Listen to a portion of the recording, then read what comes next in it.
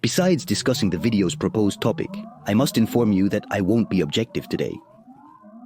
Venezuela, a brother country, has fallen into one of the most abusive situations of our times, and at the end of the video, I will express my discharge about it.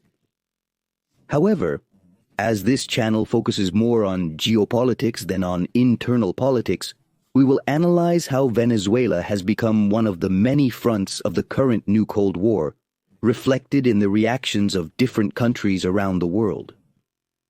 Are you interested? All right, then stay until the end of the video.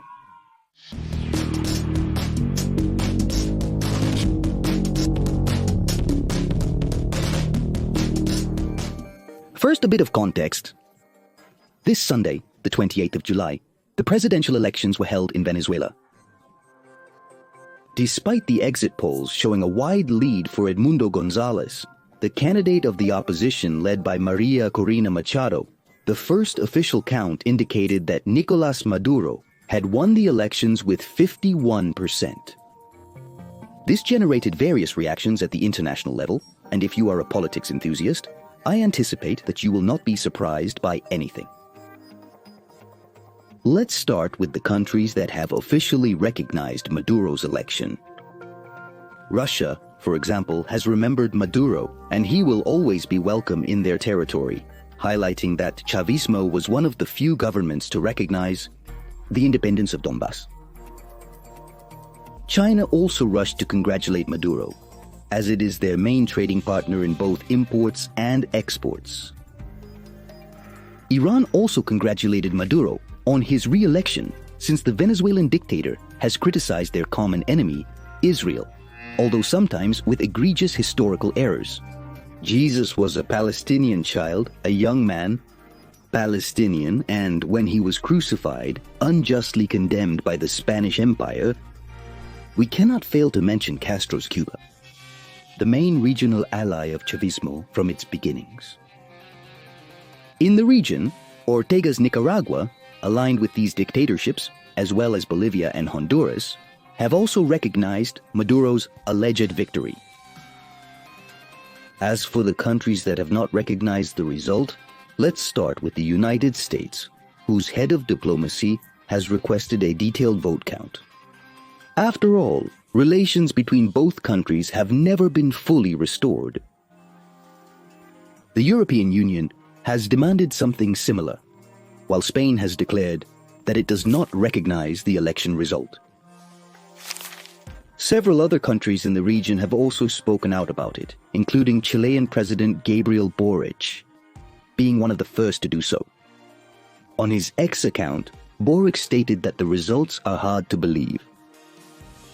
As expected, the Argentine President Milei also spoke out in his undiplomatic style, especially when it comes to his ideological antagonist. Other countries in the region, such as Uruguay, Panama, Guatemala, and Peru, have also disavowed the results. Peru, in particular, expelled Venezuelan diplomats, giving them 72 hours to leave the country. In response, Venezuela also withdrew its diplomats from 7 countries. If you're observant, it was very easy to predict the international reaction to these results.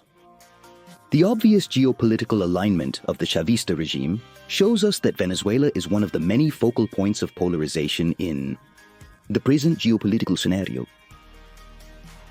This suggests that we are seeing a search to establish a new international order based on bipolarity or perhaps on multipolarity. Having said that, it's time to express my opinion. First, regarding the irregularities reported during this election. As in every dictatorship, the campaign was carried out under unequal conditions, as the ruling party controls all state institutions and the means of public communication. In addition, more than 130 opposition activists have been arrested. We must also consider the vote of Venezuelans abroad, about 5 million eligible voters. Many of them have left the country due to the catastrophe left by Chavismo, and only 1% were able to register to participate due to bureaucratic barriers. Finally, The opposition denounced that they did not have access to 100% of the voting records, which raises fears that the result is impossible to avoid. That being said, it's very sad how the popular will has not been respected. As a Peruvian, I've intimately witnessed the humanitarian disaster caused by Chavismo, leading to almost 25% of the population to flee from hunger and misery. These elections represented the last ray of hope for Venezuelans to recover their country and begin its reconstruction. Currently, more than half of Venezuelans live in a situation of multidimensional poverty. Beyond the sanctions, it is evident that Chavismo is an authoritarian, corrupt, and inefficient regime that continues to cling to power.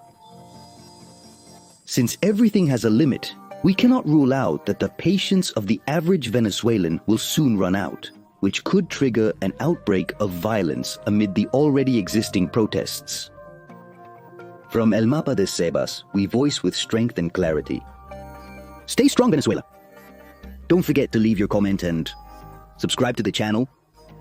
Also, I leave in the description my social networks. And in case you want to see the new videos in pre-premiere and have a greater interaction with me, your donations on Patreon, unamanito.net or channel members are welcome. Until next time.